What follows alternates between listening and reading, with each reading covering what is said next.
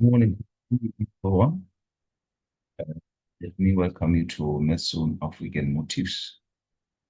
Uh, Today, I want us to look at Business Studies Grade 10, Term 4, Revisions, whereby I want us to look at a Section C, which is our essay question. Which is our essay question. So, I want us to revise the question paper which was written in November 2024. So, that is Business Studies paper 1.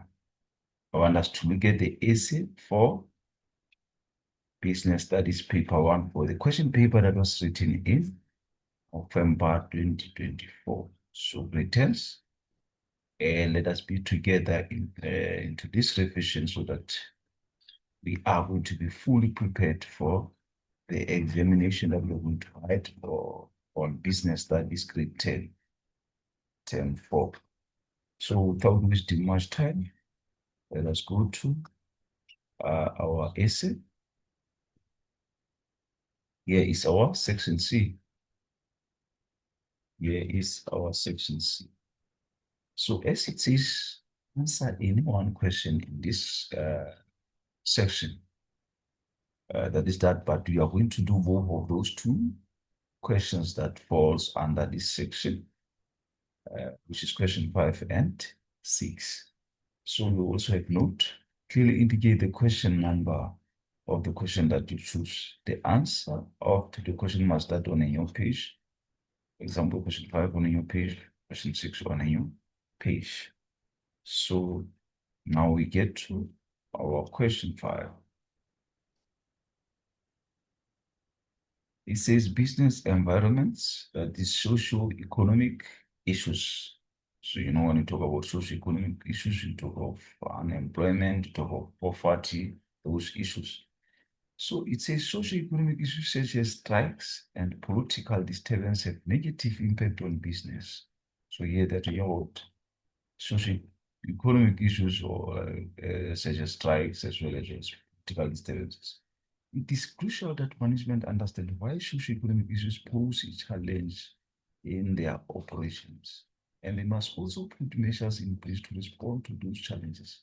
Business should employ people from different designated groups.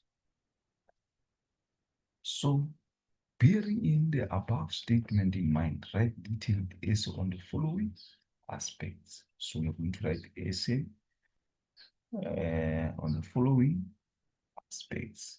So, here are our aspects.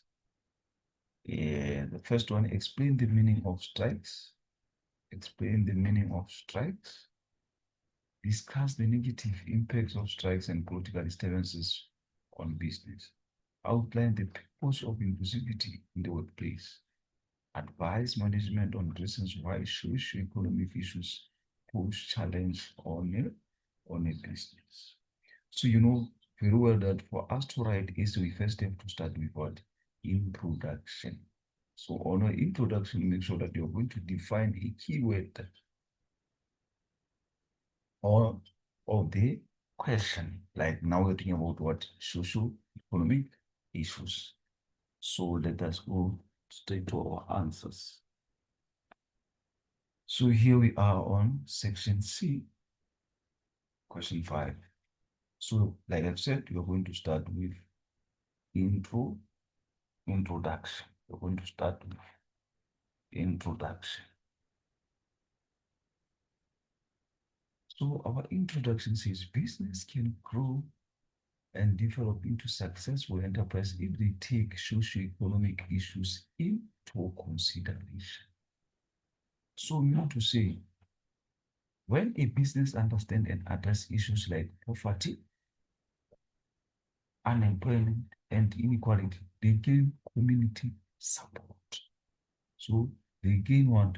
Community support. Like we said, business can grow and develop into successful enterprises. So we are saying when business understands and addresses issues like poverty, unemployment, inequality, they gain community support. You're going to gain what? You're going to gain community support. You're going to gain community support and customer trust. And customer trust. So that is that.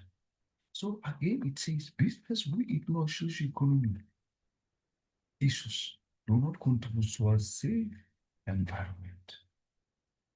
Business who ignore socio-economic issues do not contribute towards safe environment. So what it means is that ignoring issues such as unemployment or poor working conditions can lead to crime, protest, and unstable society, which harms business operations. That is where again we're saying such business do not contribute towards a safe environment. For example, a factory that pays unfair wages may face strikes and community unrest. So that is that. All socioeconomics present both challenges and opportunities for entrepreneurs. So we're saying uh, all socioeconomic present challenges, opportunities for entrepreneurs. So it means problems like poverty or unemployment can make doing business harder, but also open new business opportunities.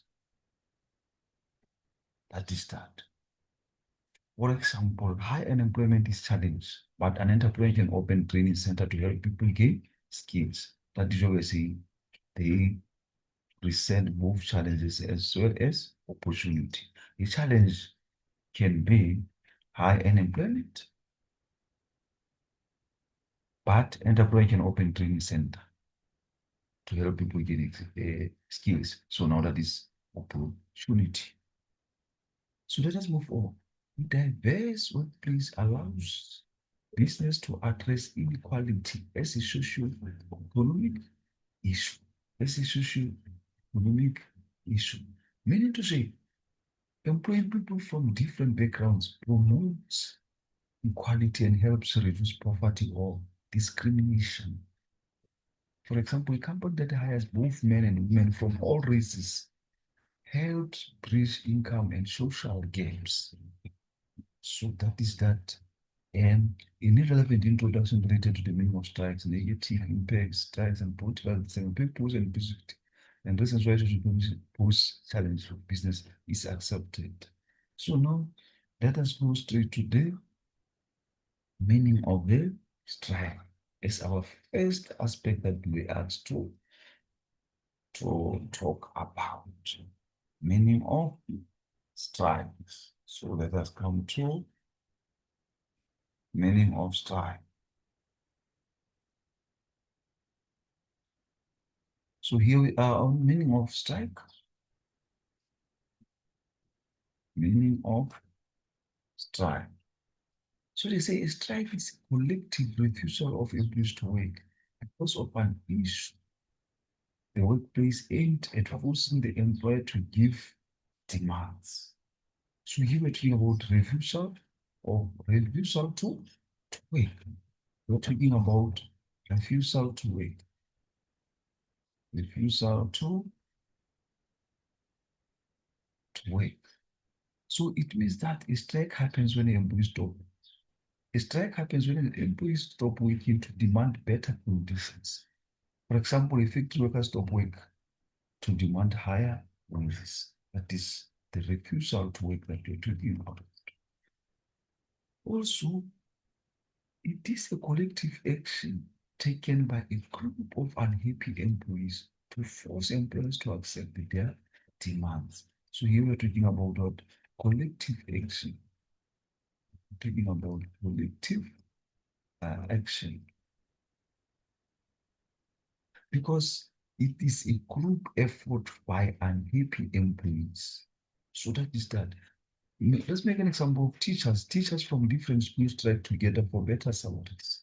So you see, that is a collective action that you're talking about. Strikes may take form of a slow, lockouts, sympathy strike. So, forcing what? Forcing what? Negotiation. Forcing a negotiation.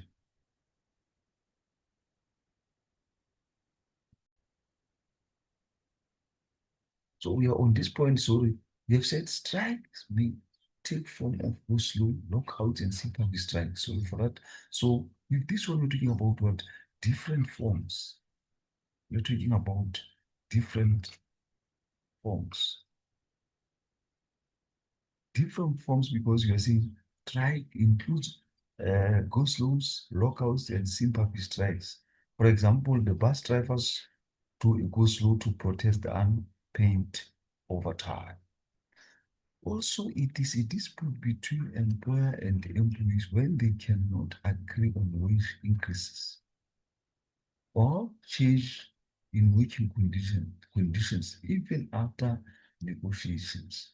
So it means, like I've said before, strike, we're talking about, it forces negotiation, forcing negotiations, forcing negotiation. Because strikes aims to make employers agree to their demands, force employers to agree to their demands. Strikes aims to make employers to agree to their demands. Example, night strike until management promise better working hours. So that is that. So any other relevant answer related to the meaning of strikes is acceptable. So now let us move on.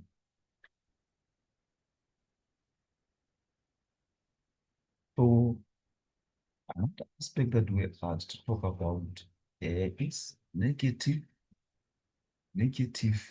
impacts of strike and political disturbances on business. So we're going to talk about the negative impacts of strike on the business. So it says this could make the business to be unable to meet its contractual obligation and business using contracts. So here we're talking about the contract losses, contract losses. Contract losses. Business, as it says, business may miss deadlines and lose clients. For example, a construction company fails to complete building on time. So that this will say this could make the business to be unable to meet its contractual obligation. And the business now losing what? The cost of making up all the working hours is too. The cost of making up all hours is too high. So here we are talking about high recovery costs. High recovery, high recovery cost. Meaning to say it is expensive to make up for lost hours. It is expensive to make up for lost hours. That is why we are saying the cost uh, of making hours is too high. So it simply says it is expensive to make up for lost hours. For example, a factory pays overtime to catch up on lost production. So you see, it's very expensive. Strikes can be violent because strikers intimidate those employees who don't not want to go on strike. Here we're talking about the violence. We're talking about the violence. Talking about violence or intimidation or intimidation.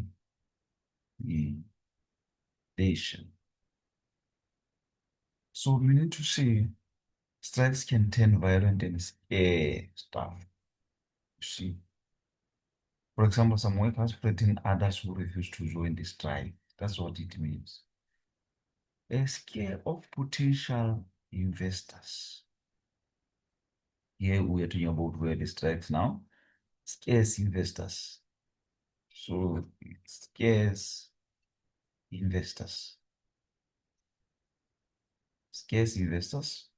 Investors may avoid unstable businesses. So investors will not want to invest into businesses that are not stable. So you see, so the investors can withdraw their funding during a strike period. May result in losses of production as employees stay absent from work during the time of strike. So here we're talking about what? Production losses. We're talking about production losses.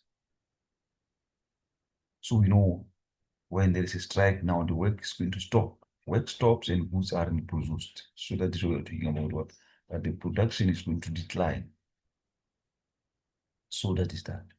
May lead to unhealthy working relationship between management and workers.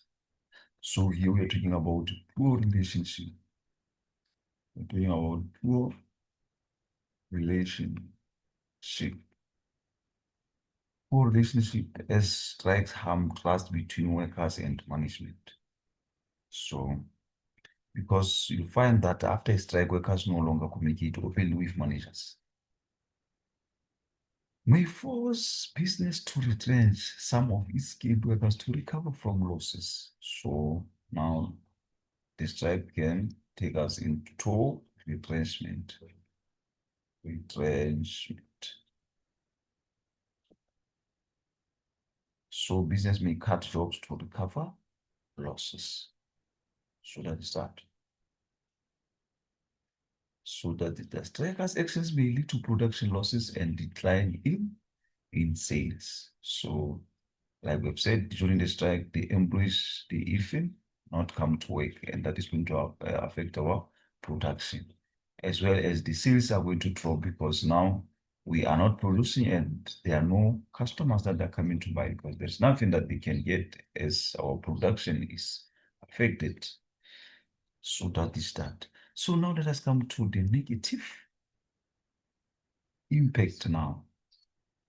Negative impact of political disturbances on businesses as one of the aspects that we are asked to talk about, as one of the aspects that is asked this question.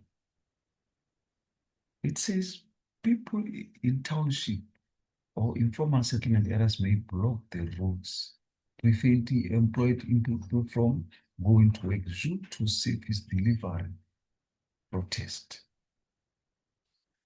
So blocked transport. So here they're talking about what? Blocked transport.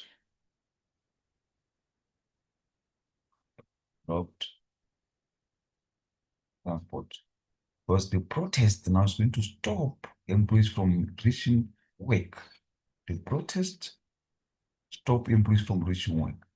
So for example, taxi protest prevent workers from arriving at the office. Also scares of potential investors. That is a negative part of political disturbances.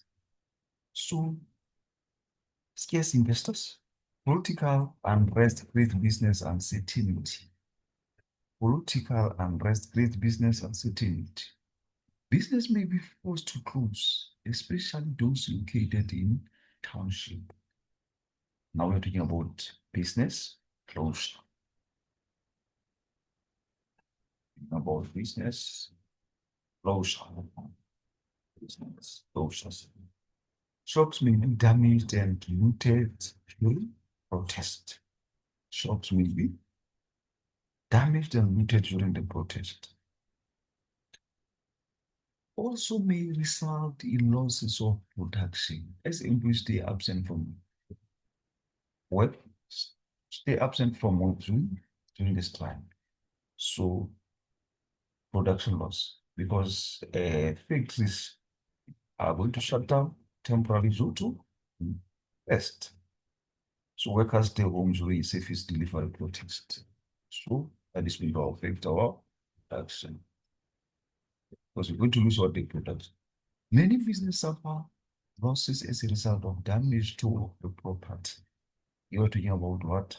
property damage has negative impact. Property damage. So business use assets in a violent protest. Because protesters damage company vehicles, buildings, and stuff. So riots can result in increased employment if shopkeepers are forced to shut down. So we're talking about unemployment that can be a result due to political disturbances. So it means you're going to have job losses. You're going to have job losses because when shop close, unemployment rises. So irrelevant answers linked to the negative impact of political disturbance on the business. So let us move on. So another aspect that we have to talk about is the purpose of inclusivity in the workplace. The purpose of inclusivity in the workplace. So inclusivity enables business to make the best use of all human resources. So you're talking about use all human resources, meaning to say it involves everyone's skill to improve results. It involves everyone's skills to improve results. For example, the company has both young and older workers for diverse IPs. This that also increase tolerance of each other's ideas and beliefs. So it promotes promotes tolerance, promotes tolerance. So meaning to say it helps employees respect different cultures and beliefs. For example, staff celebrate each other's cultural well-being at work. You see, that's what that's how we see it increases tolerance of each one's ideas and beliefs. Businesses are able to use variety of talents and skills, uses variant talents. So this brings creativity and innovation. Inclusivity increases education and training, resulting to decrease in poverty. So it improves education and reduces. So training empowers employees. So that is that. It increases the number of middle class people participating in the economy. So it's going to increase the education and training, which is going to result in profit because now people are going to be able to access jobs. So that will make sure that the profit is no longer going to be there. Okay, it increases the number of middle class people participating in the economy. So that is that. It increases communication in the workplace so that business goals and objectives are achieved. Here, you're talking about what improves communication. Improves communication. Improves communication. Because it's going to encourage teamwork and goal achievement. That is that. Promote respect for each person and their contribution in the workplace so that business goals and objectives are achieved. So respects everyone's role, builds trust and cooperation. It promotes health, happy environment, which in turn increases job satisfaction and productivity. So it increases job satisfaction. People feel valued and motivated. And workers are going to stay longer in the company that treat them equally. So that is. So now let us move on to reasons why Reason why socio-economic issues pose challenge to a business. This, as it says, socio-economic issues affect customer spending due to poverty and unemployment. So here we are talking about a low consumer spending. Low consumer spending. Low consumer spending. So poverty and unemployment reduce what? Reduces sales. Reduces sales. These issues place extra burdens and expenses on business as they have to develop policies to support system and informative programs to address them. So here we're talking about extra cost. Extra costs. Businesses are going to spend more to support affected employees. Businesses are going to spend more to support affected employees. For example, a company provides free meals to help struggling workers. That is done. The counterfeiting and bootlegging and crime may lead to loss of profits for business. So when you are talking about the crime and the counterfeiting, about the crime and counterfeiting, which we are saying fake goods and theft reduce profits at the start. Absenteeism of employees affected by HIV and AIDS will result in decreasing productivity in the workplace. So you are talking about the absenteeism. So illness like HIV and AIDS lowers productivity. Business are expected to create many job opportunities as possible to assist government address these issues, which place financial burden on them. So we are talking about financial burden. Talking about financial burden. Financial burden. But as we are saying, business are expected to help what communities. So you see, business may not be well supported by themselves because of the limited because of their limited disposable income. So low customer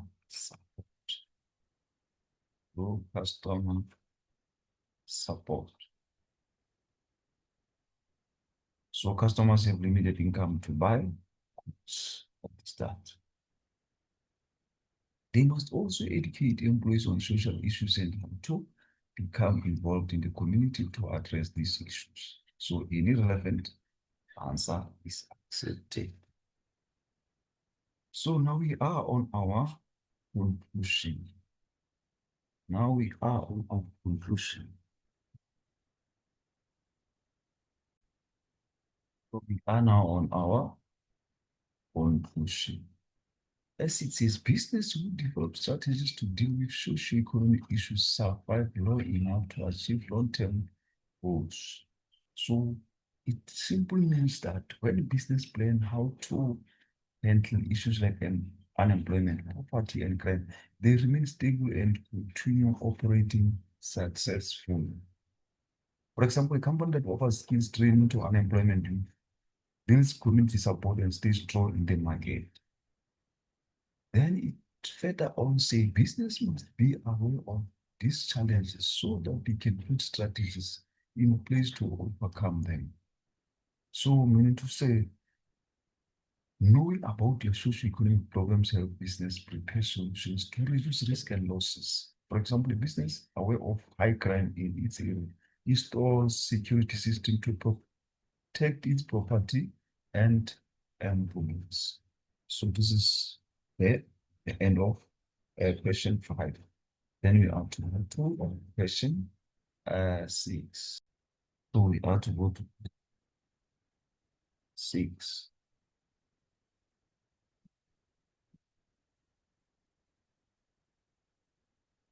So here we are. Here we are on our question 6. Question 6, business operations, where we will talk about business functions. It says the purchasing function plays an important role in purchasing quality of raw materials and services for the business. The purchasing manager needs to ensure that the business has sufficient capital and follows the purchasing procedure to place an order. The National Credit Act impacts the business both positively and negatively. Write an essay on the following aspects. Outline the purpose of the purchasing function. Explain the difference between credit payment and cash payment. Discuss the purchasing procedure. Advise business on the impact of the National Credit Act on business. So now let us quickly go to answers for question 6. Here we are on our question 6. Here we are on our question 6. It says, as you know, like question 5, we are going to first start by the introduction. Here is our introduction. The purchasing function is responsible for buying quality raw materials and services for the businesses. So that is that the purchasing function is responsible for that department buys what? Raw materials, the inputs that are going to be used in the production department. So their role is to buy raw materials and service for the business. The purchase function should continuously look for more and better suppliers. So they are the ones who are going to look for suppliers. Suppliers who are going to supply quality raw materials with reasonable prices. The purchasing function should place orders with suppliers and follow up on them to ensure that the ordered products are delivered on time. So they are the ones who places orders, and then the ones to make sure that the orders are going to be delivered. So they make follow-ups. They make follow-ups on the orders. The purchasing function should ensure that the ordered goods are delivered at the agreed price, right quantity and right quality. So what they ordered, purchasing function should come as they ordered, right? The price, the agreed price, the quantity, as well as the right quality. So that is their role that they have to play to make sure that the price that was agreed is still the same price. The quantity that he or she ordered is still the same, as well as the quality. So any other relevant answers acceptable. So now let us come to the purpose of purchasing function. Purpose of purchasing function as the first aspect that we have to talk about. The financial function is to obtain capital from most suitable sources. So they have to obtain capital to most suitable sources.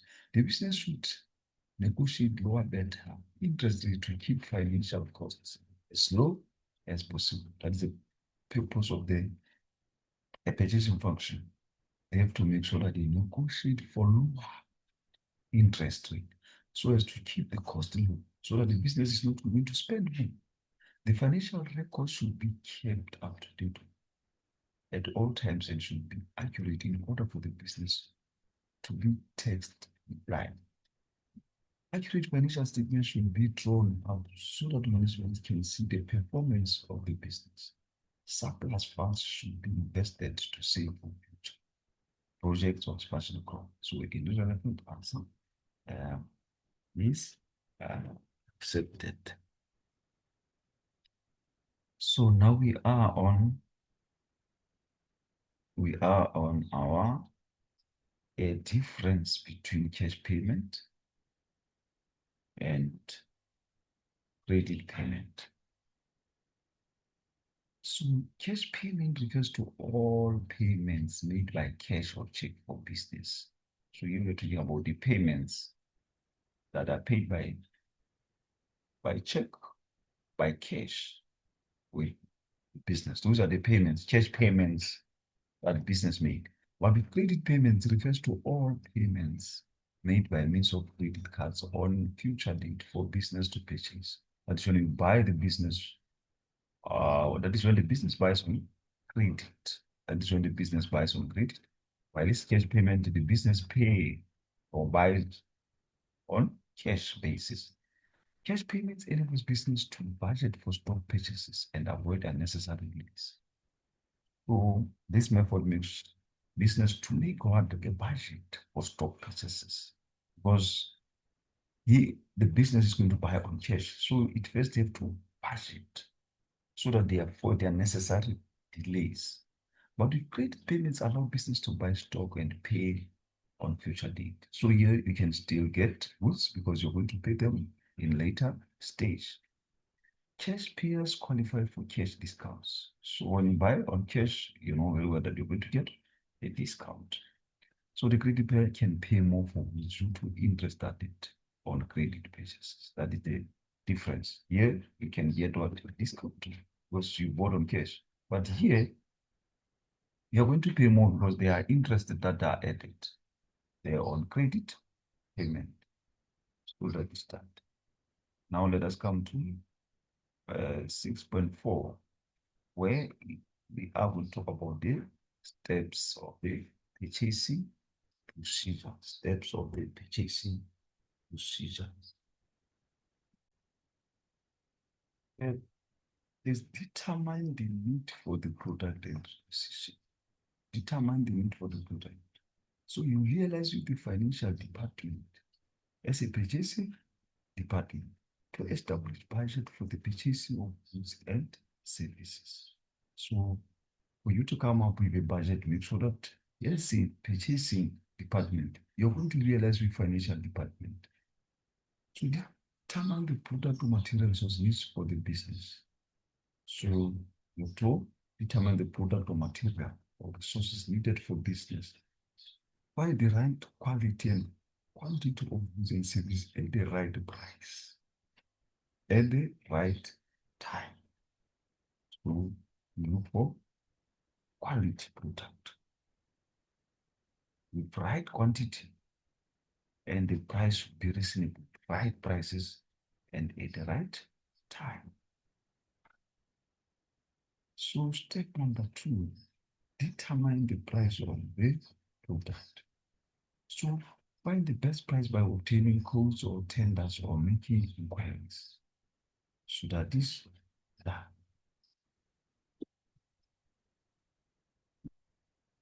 Step number 3, select or choose suitable supplier. So here we choose what is suitable supplier. The purchasing department should choose reliable suppliers for its raw materials. So choose the suppliers that you know they are going to offer the goods or the raw materials with reasonable price, and they are reliable. Whenever you want stock, you are going to you're going to get it.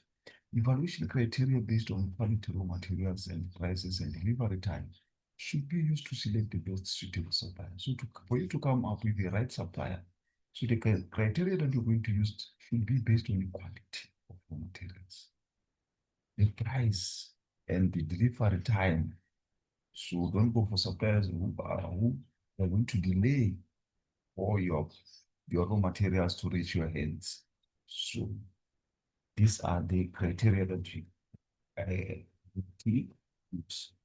The purchasing department should conduct a thorough investigation about potential suppliers, their reputation and their reliability at this start. So now we go to place an order. Let's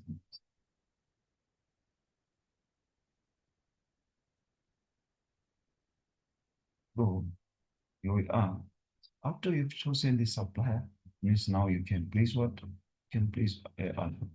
So the purchasing function should place an order in writing so that goods delivered can be compared with the order. So when you do your order, make sure that it's in writing so that you can be able to compare what has been delivered and what is ordered, that they are exactly the same amount. Confirm the prices of the products on order to avoid unexpected surprises when payments uh, payments are made. That is done. So now we are on collecting now. Collect and receive the order. The purchasing department should ensure that the right orders are received and recorded. So when you collect your order, make sure that that is the right order so that you won't find yourself with incorrect orders or what has been delivered is not what you have ordered. So it's very important as purchasing department to ensure that you get the right orders. The quality and quantity stock receipt should be checked against the order. And so you have to check the quantity that you've ordered with the one that is being delivered now. The purchasing department should keep a copy of delivery note for records keeping papers so that it's done.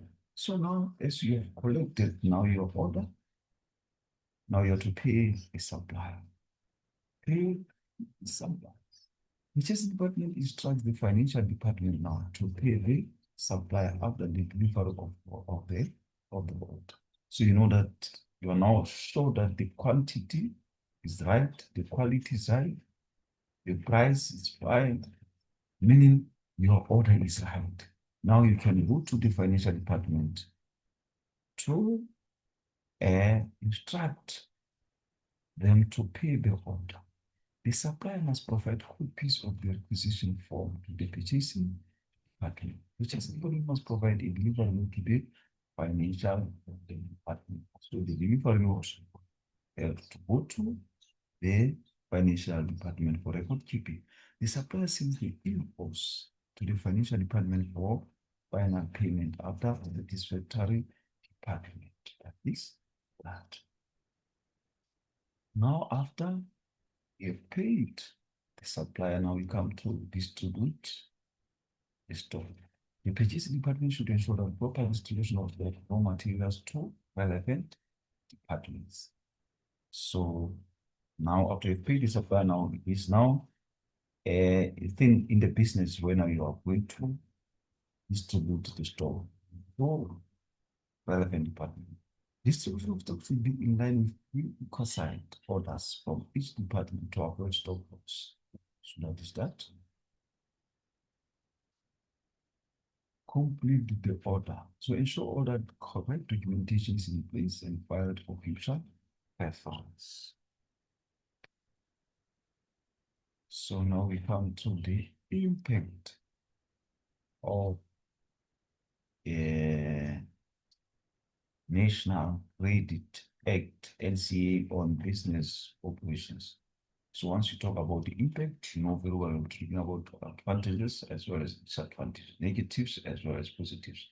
So you're going to start by the positives or advantages. It says it lowers bad debts resulting in a better cash flow. Because as a business, this act is going to protect you or your debtors who might need to pay you. So that's why it lower bad debts. So you're going to find yourself better cash flow. Takes business against non-paying customers, like they've said. Those people, those debtors who tend not to pay, now they will be forced by the act to pay.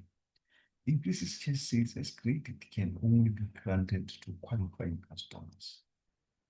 So that will increase your cash because you are going to give credit to only qualifying customers.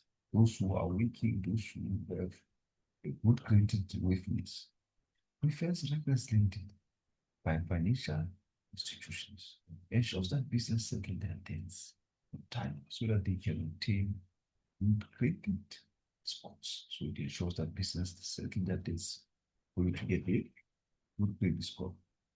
Ensure that credit process is transparent. Easy both business as well as customers know their responsibilities. So that is that. So now coming to the disadvantage, negative of this impact of National Credit Act or the negative side of this NCA. Businesses are forced to budget to keep more cash and have enough cash on hand for stock purchases. Business cannot take the risk of selling poor quality goods at the high prices. Business can no longer carry out credit marketing. This leads to loss of sales as many business may no longer qualify to buy on credit. So the sales are going to be lost because of the businesses that are not going to qualify to buy on credit. So, so it means sales are going to decline. Business can only buy limited stock as credit is not available, resulting loss of customers. So businesses now can only buy limited stock because now sometimes the credit is not going to happen because of the loss of customers. The act complicates the purchasing process due to too much administration work in the credit providing process. The purchase department must know the terms and conditions of credit granting or additional credit. It may take longer to purchase goods, and this could influence the overall efficiency of the business. The Act compels business to sell quality products or business may be forced to reimburse the customer. Now coming to the conclusion, the business needs to have a sound understanding of National Credit Act, uh, as this impact the business both positively and negatively. So any other parallel conclusion is accepted. So this is the end of this presentation. Let us make sure that we use this presentation as to prepare for the exam that we are going to write on business studies paper one. So the essays are very important. This is where your marks are. So make use of this essay, go through it again. So that will benefit or help you a lot. So thank you very much for your time. Make sure that you're going to share with others and with people. Don't forget to hit the subscription button. I thank you.